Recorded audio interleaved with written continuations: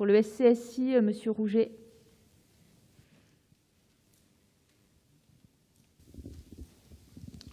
Monsieur le ministre, Madame la ministre, Mesdames, Messieurs, je partage pleinement toutes les remarques qu'ont fait mes collègues et qui sont des propositions intéressantes pour l'avenir de la police nationale et de la gendarmerie. Parce qu'aujourd'hui, tous les policiers et gendarmes font leur métier avec passion au quotidien, mais souvent, les pouvoirs publics, Grégory l'a dit, et leurs institutions ont oublié l'importance de ce lien police-population.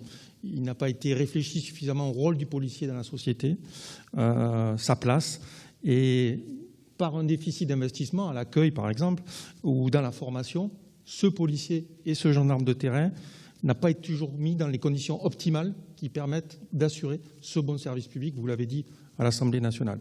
Donc je crois que c'est un signe fort que cette table ronde aujourd'hui soit dédiée à cette thématique et nous sommes là tous pour faire des propositions pour avancer. Les premières propositions qui ont émergé, et parmi elles, celle d'une réserve opérationnelle, pour nous, elles vont dans le bon sens. La CFDT a demandé à plusieurs reprises aux ministres successifs de mettre en place cette réserve opérationnelle. Ils ne l'avaient pas fait. Monsieur le ministre, c'est une bonne réforme. Elle va ouvrir la police nationale à la jeunesse, à la société, et en plus augmenter les capacités opérationnelles de la police nationale. Dans ce domaine, nous proposons d'aller plus loin. C'est de créer aussi une réserve citoyenne. Aujourd'hui, dans les armées, dans la gendarmerie nationale, il existe une réserve citoyenne qui favorise le lien armes-nation. Or, il nous faut rapprocher ce lien police-nation. Aujourd'hui, nous avons des élus, nous avons des spécialistes, des professeurs, des spécialistes dans des domaines techniques, technologiques, qui nous disent on voudrait être réserviste citoyen, on ne peut pas le faire, on ne peut le faire que dans la gendarmerie.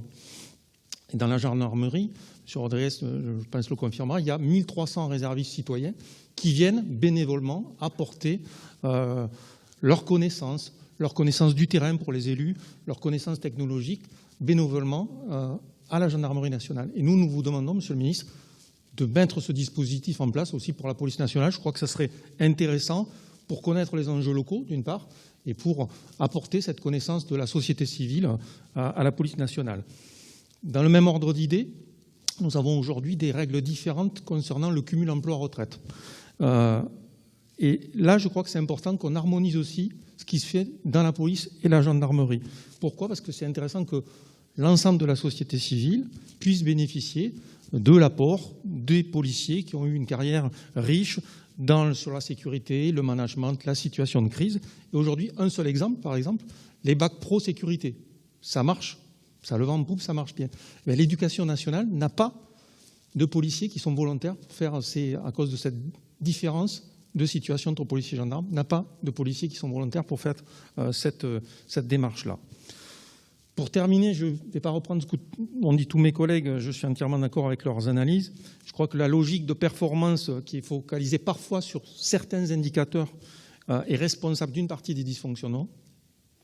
Il est indispensable de remettre des indicateurs de qualité. Je crois que la qualité, c'est le plus important parce qu'il nous faut remettre la qualité dans ce cœur de métier. Je crois qu'il nous faut valoriser la police secours qui fait un nombre d'interventions considérable. Et il faut valoriser cette mission au quotidien de ces policiers, lutter contre les tâches indues parce que nous avons besoin d'une présence plus forte sur la voie publique avec des bons matériels. Et ça, je crois que c'est nécessaire. Et il faut aussi simplifier la procédure pénale parce qu'aujourd'hui, nous prenons les plaintes, comme on l'a entendu, mais il faut que les enquêteurs puissent se consacrer à cet accueil du public et que le public, nos concitoyens, les victimes, n'attendent pas autant de temps parce que la procédure pénale, elle est vraiment trop lourde. Donc voilà, quelques propositions de la CFDT pour essayer d'améliorer ce rapport entre la police et la population.